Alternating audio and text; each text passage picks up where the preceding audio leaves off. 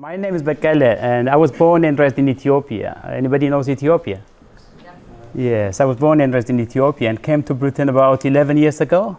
But I was in Britain before. But when I came back, to seek asylum, life was different.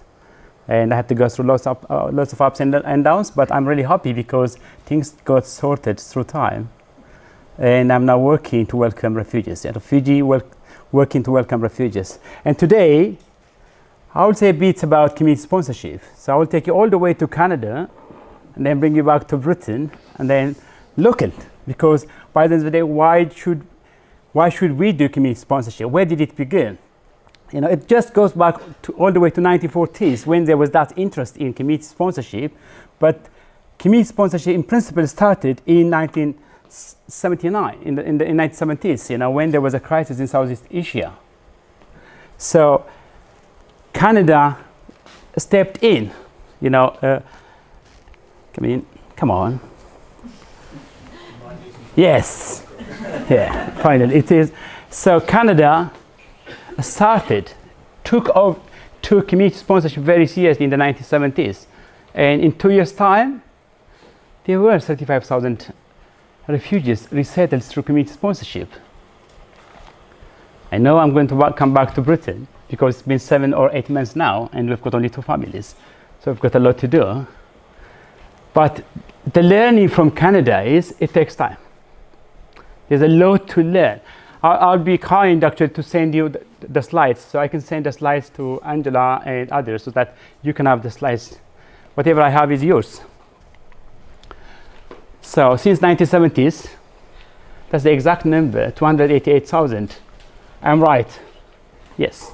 288,000 people have been resettled through sponsorship in Canada in the past 30 plus years, since 1979. It is very encouraging. And why did they do it? As far as Britain is concerned, the first announcement was made in October 2015, when Theresa May was the then Home Secretary. It was announced then that community sponsorship was going to be launched in Britain. And there have been lots of discussions between civil society. I understand Nick was involved with, Sean was involved with, between civil society and the Home Office for quite a while.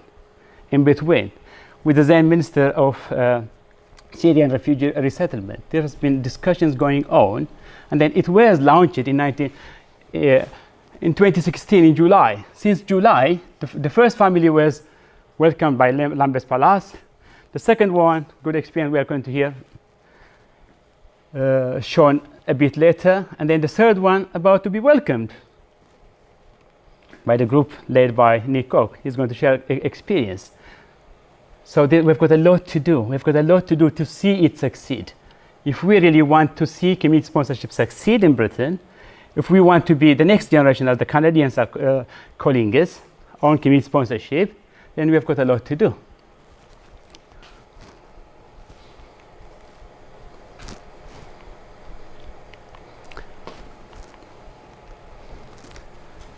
Here are among the benefits it's going to have. Here are among the benefits Canada is getting. The first thing being it increases resettlement numbers. If anybody remembers what Britain used to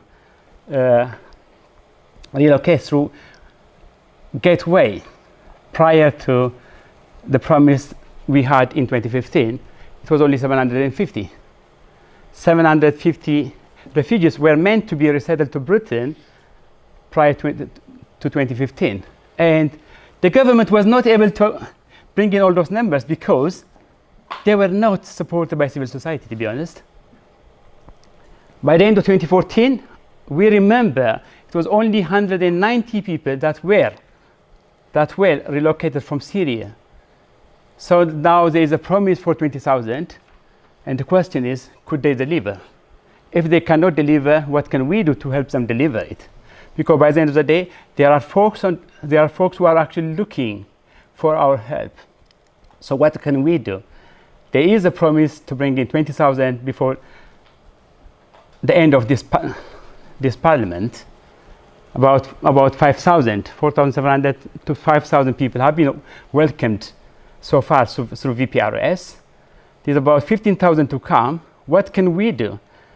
What can we do to help them so that they deliver?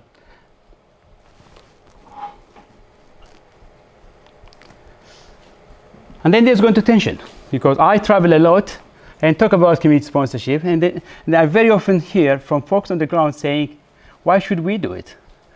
Because it is the government that promised to bring 20,000, they should do it. But history tells us they may not deliver. And if they don't deliver, we should step in. We must help them to help, we must help them to help us. Because we are keen to see, I'm keen to see refugees resettled.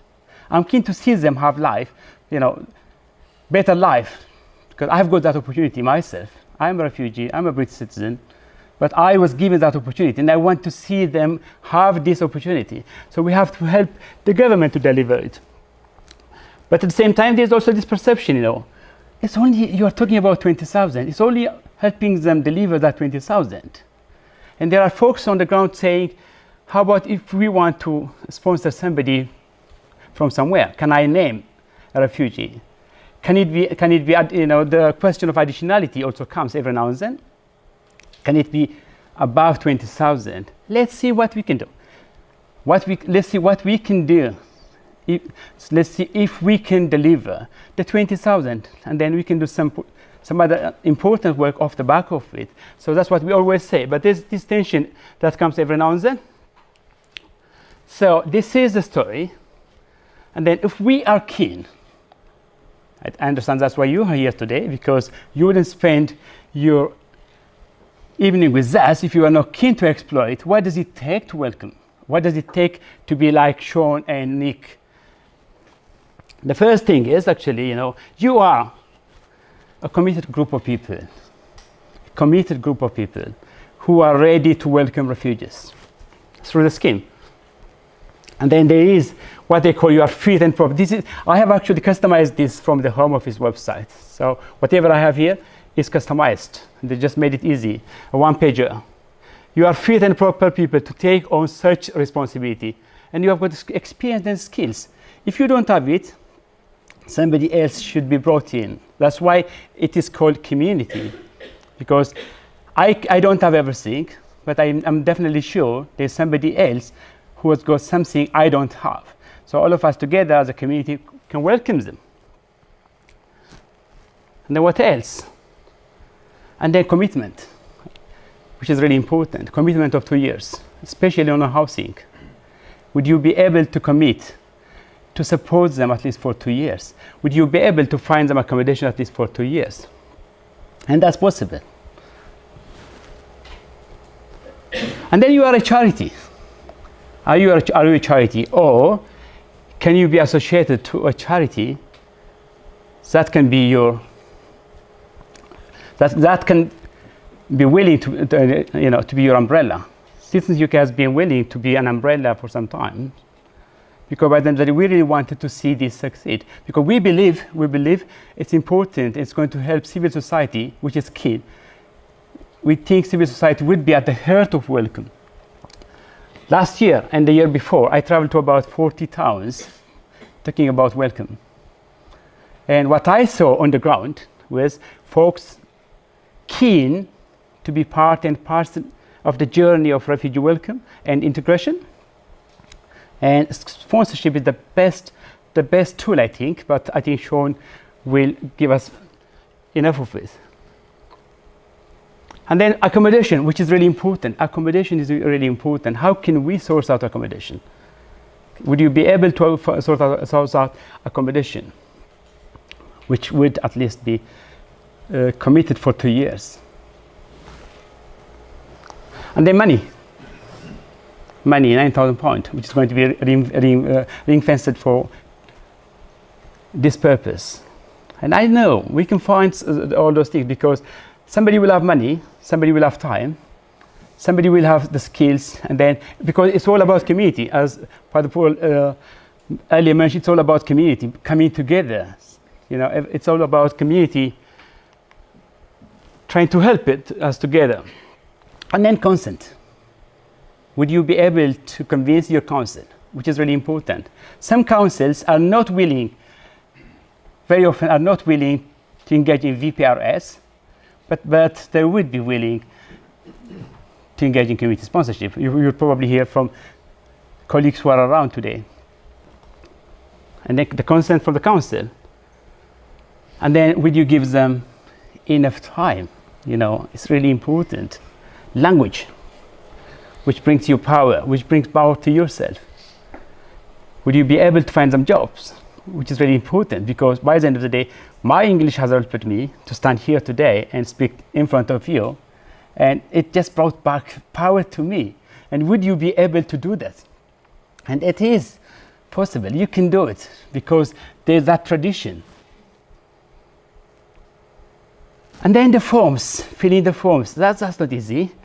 You know, or preparing all those important documents, that's not easy, but it's not difficult as well.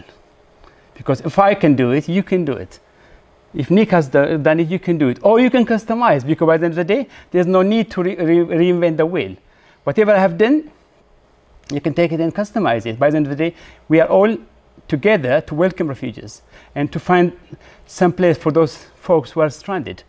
In the absence of this, in the absence of safe passage, people will be exposed to trafficking. Trust me, they would be exposed to trafficking, to dangers. And community sponsorship is one of the tools of safe passage. It is a tool to give folks another chance. If Canada has welcomed 288,000 in the past 30 plus years, there's no reason why Britain cannot do it in the coming years. We are learning. We are all learning. We are cautious on civil society side. The Home Office is cautious as well, because they want to get it right. All of us want to get it right, but we have already started the journey. And I'm sure Nick and Sean will share amazing stories, because they have been through it for quite a while. But whenever we want some information, we will be available. Thank you. Thank you so much.